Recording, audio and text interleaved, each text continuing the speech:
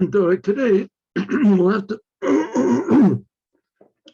do with a minimum of a commentary because there's a lot of sentences here, and not a lot of time because it's Hanukkah, and I'm going soon to an army base in order to speak to them and play guitar and etc. Make them happy.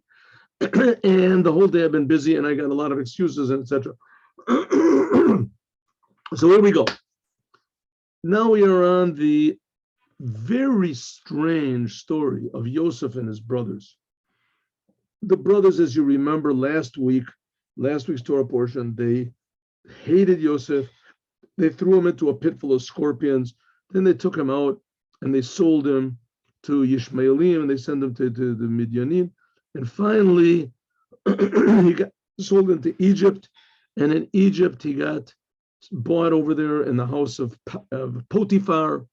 And Potiphar's wife brought false charges against him, and he was put into prison. And miraculously, he got out of prison. He interpreted the dreams of the wine minister who had been thrown into prison, that he was going to get out. And sure enough, the wine minister did get out. And 2 years later, the wine minister remembered what happened with Joseph. The reason he remembered was because the Paro had these two weird dreams that nobody knew how to interpret in a way that satisfied his Paro's, he says, his upset heart. So they pulled Joseph out of the prison. He interpreted the dream properly, and the Paro said, "You're going to be the king. You're number two. You're going to do everything. The only thing you're going to have, you won't be called king. I'll be called the king, but you're going to do everything." So Joseph said, "Good. What did he tell the king to do?" He said, "There's going to be 7 years of plenty," which is no big novelty in Egypt because there was always plenty over there.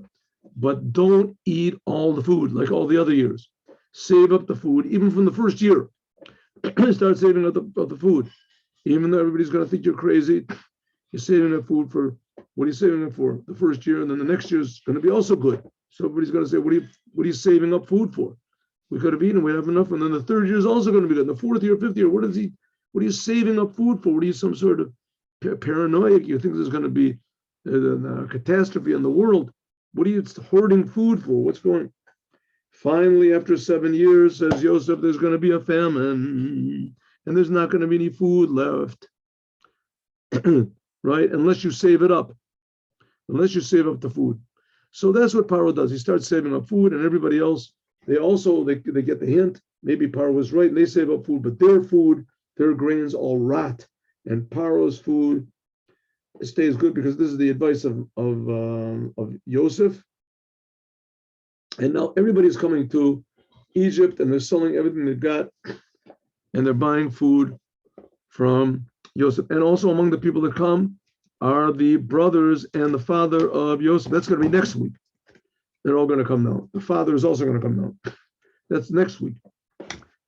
But this week is going to be Joseph is coming. The brothers are coming down, and Joseph recognizes them.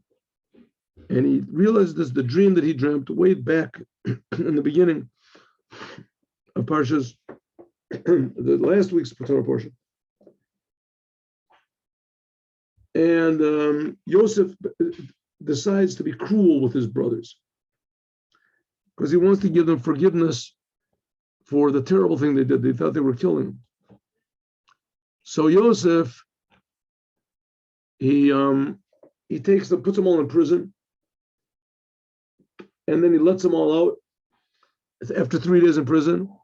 And he says, okay, one of you brothers, you 10, right? Now, Benjamin is still back there with his father. His father doesn't want to send Benjamin because he thinks that Joseph must be dead, even though he feels deep down in his heart that it's not true. But so he doesn't want to send Benjamin. That's only 2 sons from Rachel. And that was the main reason that he even got married, Yaakov. He got married because he thought he was getting married to Rachel. And instead, it ended up that they tricked him, etc. So anyway, so Joseph is gone, so he thinks, and he doesn't want to give Benjamin. And so Joseph gets hard with the brothers. He gets harsh. And he says, you're a bunch of spies. I know you're a bunch of spies. And they said, oh, no, we're not spies. We're 12 brothers. One of our brothers, we don't know where he is, and the other one's back home with the father. So Joseph says, oh, you've got a little brother home with your father, huh? Says, yeah, little brother, okay. If you don't bring that little brother here, then forget it. You're not getting any more food. And not only that, one of your brothers is going to stay here as a surety. Then your little brother you have to bring to me, and then you will verify your words, and you won't die. You won't die from hunger. And they did so. And each one said, okay, now Joseph sitting is listening to this, but he's pretending he's speaking to them through a translator. He's not speaking Hebrew. He's speaking Egyptian, and there's a translator standing between them. One of his sons is standing between them. They don't know and he's translating it to Hebrew. Really, Joseph understood all the languages in the world, it says. Okay. So the brothers spoke to one another, and they said, in Hebrew, they thought Joseph wasn't understanding. We're guilty. On our brother, on Joseph, Asher, we saw that he was in pain, he was in distress. When he pleaded to us, don't throw me in the pit full of scorpions and snakes. Don't sell me into captivity. But we didn't listen. Therefore, this terrible thing came upon us. Vayan Ruvain, and Ruvain said, Hello, Amarti Lechem, I told you, Al Techatu B'Yeled, don't sin with the boy. But you didn't listen to me. And God is going to demand his blood. They think that Joseph is dead. And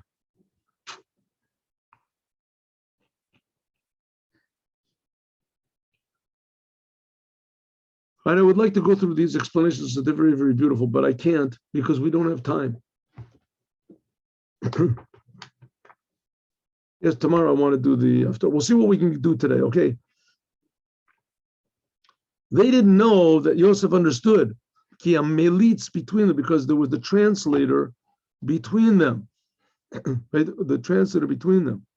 Who was the translator? It was one of Joseph's sons. This is Manasseh. Manasseh and Ephraim. Joseph had two sons, Manasseh and Ephraim. Eventually, they become two big tribes.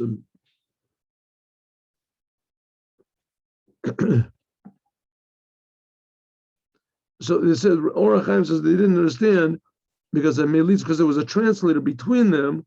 So everything else, so they figured that obviously he must not understand what he was saying. Or maybe we can say that because this translator was between them, so therefore the translator lo haya lahagid lo.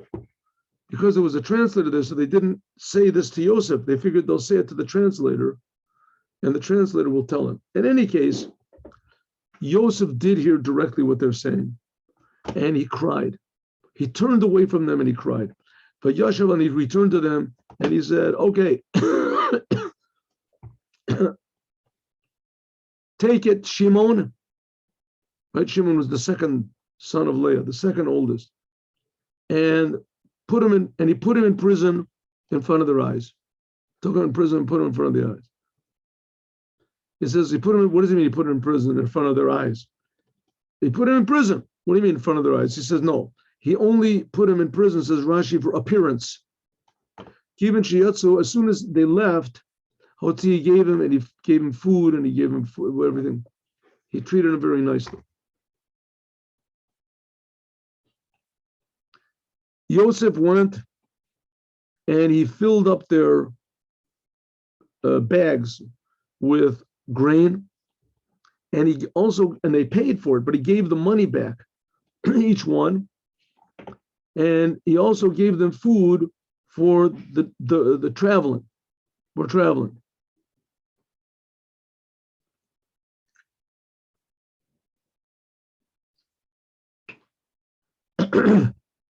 says the reason that he also gave them food for traveling, so that they shouldn't eat when they were going back, they shouldn't eat what they bought.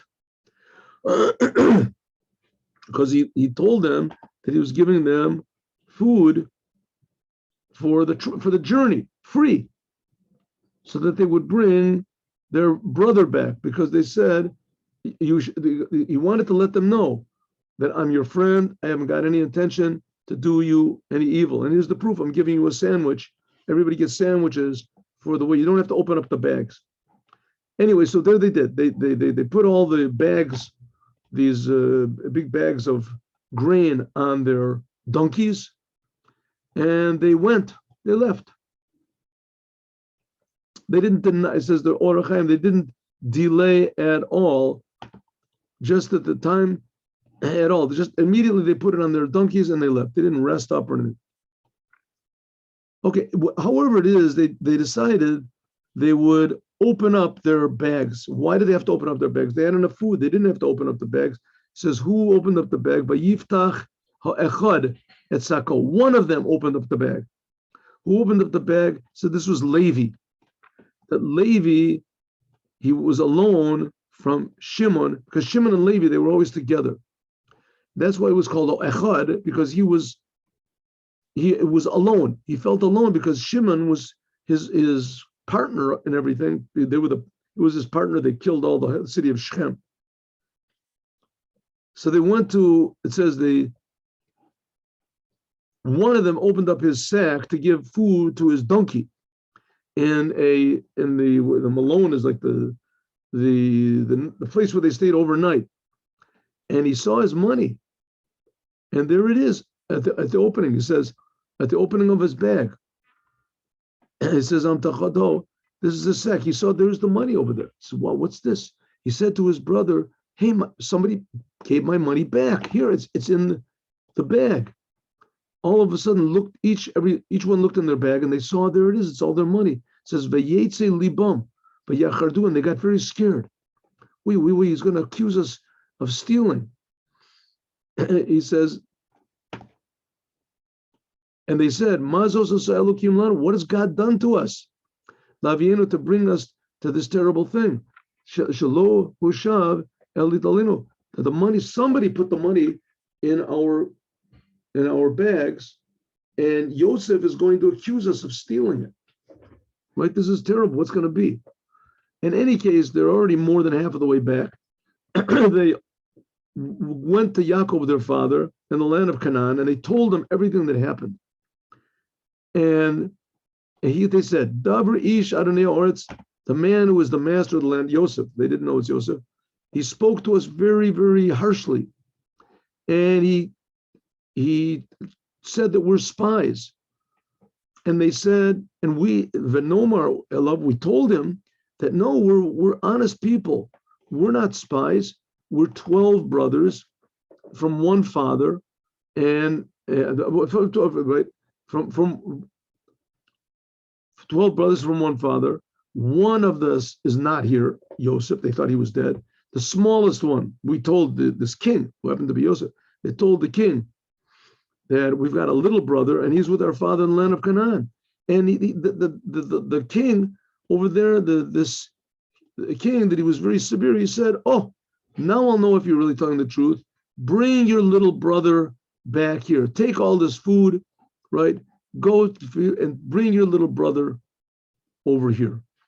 And we'll bring your little brother to me, your little brother to me. This is what Joseph said. And then I'll know that you're not spies and that you're speaking the truth. Then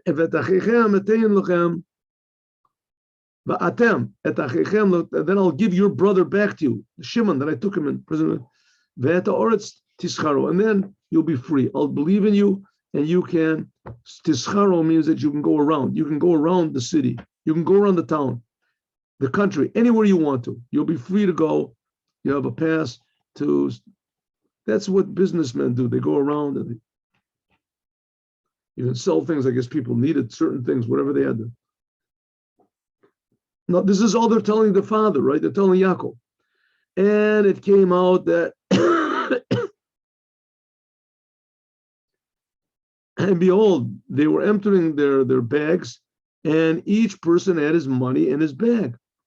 And they saw these like money pouches, and they and their fathers. And again, so what happened? First of all, Levi opened up his bag and he got scared, but they didn't open their bags yet. Now they're in front, they're back home with Yaakov, and they open up their bags and they see that every person has his money in the bag. Vayomer, and Yaakov said, wow, I can't keep quiet about this anymore.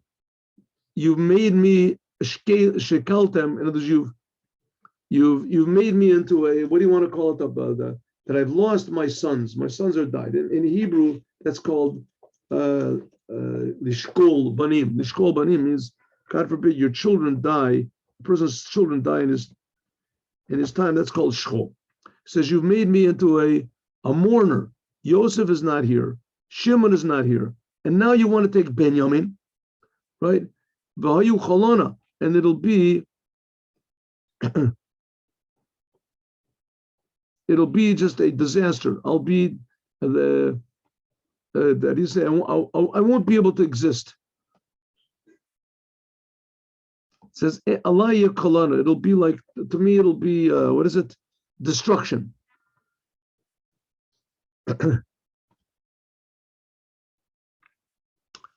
Reuven said to his father, listen, I'll tell you, listen, Dad, we got to go back there and get food. It's the only place where we can get food in the world. There is no food. You know what? You take my two sons, Reuven said, you take my two sons and you can kill them if I don't bring Shimon back to you and Benjamin. Give Benjamin to me and I promise I'll return to you. Because it's a pretty stupid thing. I mean, what's he saying? I'll kill my two sons for, I mean, what is Yaakov going to get out of that? You know, two more sons get killed, two of his grandsons. But the point is, Judah wants to say that, listen, God, I'm taking responsibility for this whole thing. I really feel bad about it. I also have my sons. I'll watch over Shimon just like I'm watching over my own two sons. Shimon and Benjamin, I'm taking Benjamin, just like my own two sons.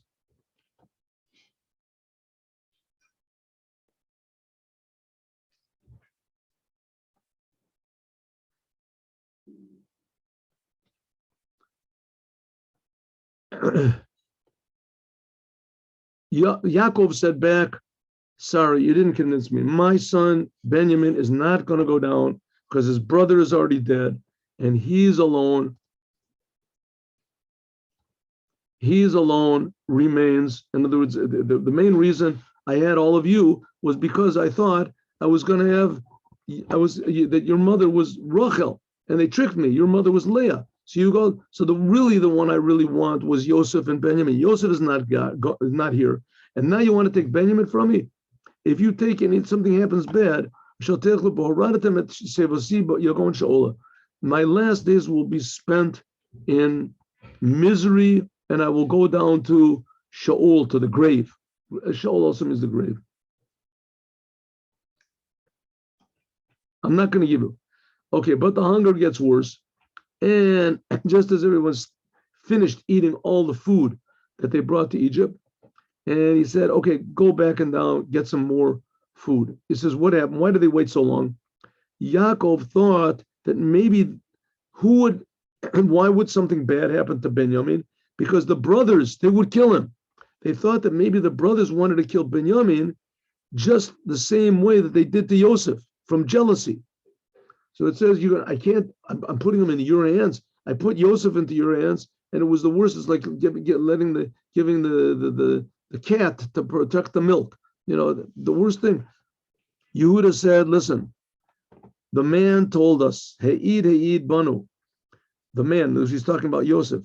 He said, you're not going to see my face unless you bring your little brother with you. You're not going to see him. You have to bring him. If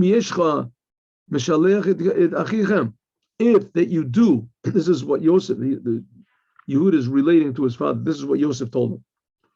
If you bring your brother with you, then we should go down and let's buy food. But if not, we don't take Benjamin. So there's no reason to go down there because the man said to us, don't come without your little brother with you. And Yisrael said, Yisrael is Yaakov, right? Why are you doing this terrible thing to me? Why did you tell the person that you still have a little brother? You didn't have to open up your mouth. Who told you that you have to tell him that you have a little brother? Yehuda says back, listen, Shaul Sha'al, the man interrogated us about ourselves, about our family. And he said, is your father still alive? Do you have a brother? And we told him everything. We were just being honest. Because you'll read Al-Pi Devrim Elu, Hayadua Neda Ki Yomar Horido. Did we know that he was going to demand that we should bring our brother? We were just telling him what our family is. We'd never thought that he would say, bring your brother also down. Yehuda said to Yisrael, his father, send Benjamin with me and let's go and we'll live and we won't die. Also you, and also our children. Shenichye. Here Rashi says that this is a small prophecy because the fact is that when Yaakov went down to Egypt and he saw Joseph there, as he became alive, it enlivened him. It says Vayechi. That's going to be next week's Torah portion, Vayechi. Not next week, the week after next. Next week is Vayigash.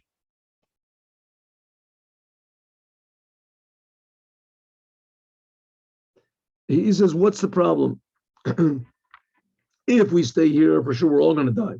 If you send, you're right. You've got a just worry, Yaakov, father.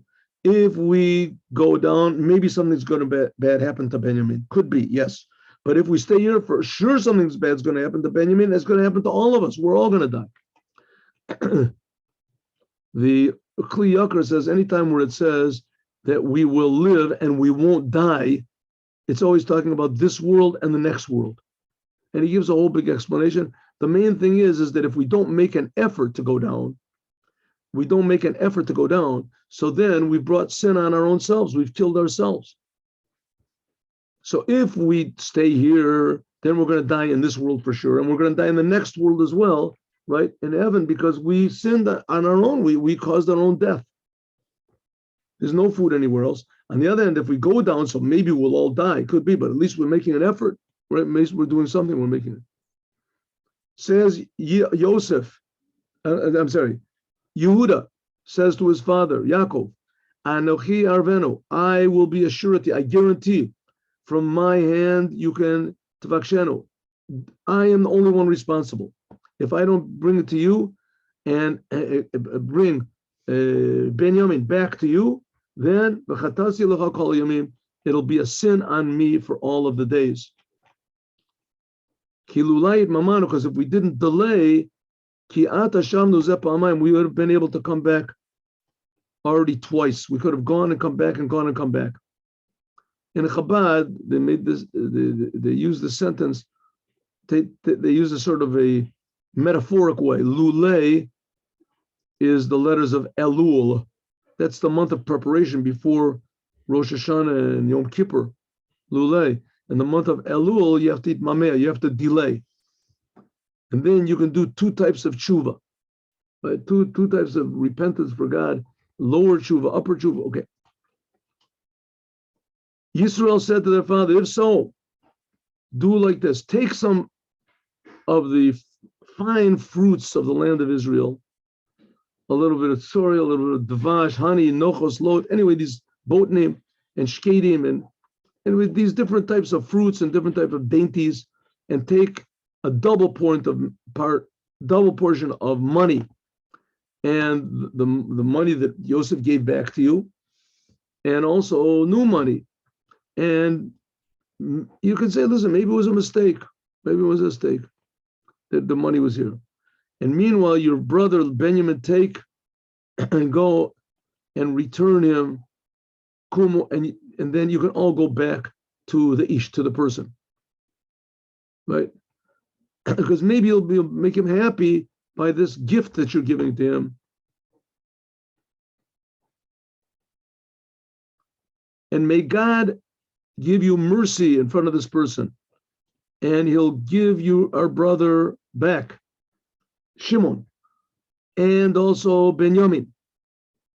So here it says, Rashi says that this is, it says your brother Acher, your other brother, other brother, and Benjamin. So it says your brother is Shimon, Benjamin's Benjamin. Who's the other brother? What's the other brother? So he says this is a Ruach HaKodesh. This is a spirit of holiness came into him, and he's including Joseph also. Maybe he'll bring back Joseph. And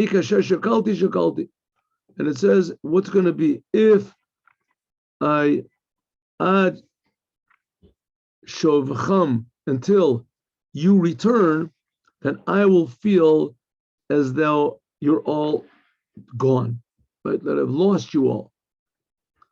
But just as I have lost already Joseph and Shimon, so also it'll be as though I've lost Benjamin, because I don't know what's going to happen. So therefore, I don't want to be broken by bad news. As far as I go, as soon as you walk out that door, the whole thing is lost.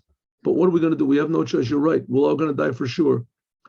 They took this gift and the double portion of money and Benjamin, and they went out to Egypt, and they stood in front of Joseph. Okay, what's going to happen now? We'll have to do this tomorrow. But it's going to be Joseph is going to do another trick on them. Joseph, he sees Benjamin, he sits them all. Okay, let's do this tomorrow, and we'll also do the Haftorah. It's the Haftorah of Shabbat. Rani B'Simchi Batzion we'll do that for tomorrow. It's one of the prophecies of one second, Isaiah, right? Isaiah. Give me a minute. Let me not jump to conclusions here.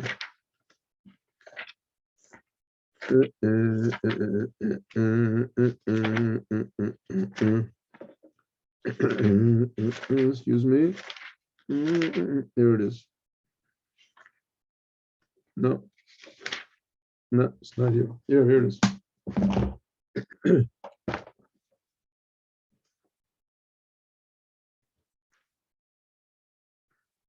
No, wrong I am. This is from Zechariah, the prophet of Zechariah, one of the last of the prophets. It was in the second temple.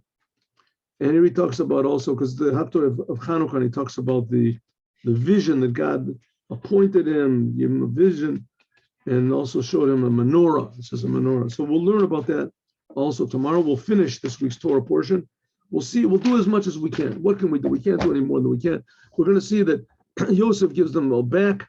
He gives them Shimon back. They go back with Benjamin, and he plays another trick with them. He puts his cup, his magic divining cup, wine cup, in the bag of Benjamin. And they all leave, and he sends his policemen after them, and they stop them and say, hey, someone stole the cup. Whoever stole the cup is going to be my slave. And they checked, and there it was. Benjamin has it. Now they think, well, what's going to be? Our father was going to go crazy now that Benjamin has not got the cup. It is not going to be brought back. The cup was in his, who put it there? How could he know to put it there? What's it going to be? And they're all going berserk. And that's how this Torah portion ends. It ends with all of them standing in front of Joseph, and Joseph saying, Benjamin's going to stay with me, and you're a bunch of the cheaters and liars. Get out of here. I don't want to see you anymore. And Benjamin is staying by me. He's going to be in prison. And they're thinking, whoa, what's going to be, And that's going to be next week's Torah portion by Yigash, that Yehuda approaches Joseph and threatens him, begs him, and please let him go, and threatens him, and etc. And then next week, Joseph breaks down and he says, it's me, I'm Joseph, your brother. You haven't seen me for 30 years? You haven't seen me? Well, here I am. Right now I'm your brother. You haven't seen me for 13 years? You haven't seen me. And here I am, and all of them, they all go crazy, they all go berserk. All of a sudden, suddenly, in 1 second, all of the whole entire situation turns around. But we'll find that next week. So tomorrow, God willing, we'll try to finish this and we'll do the Haftorah of this week. Have a good day with Mashiach now. Chanukah Sameach. Have a happy Chanukah, everybody.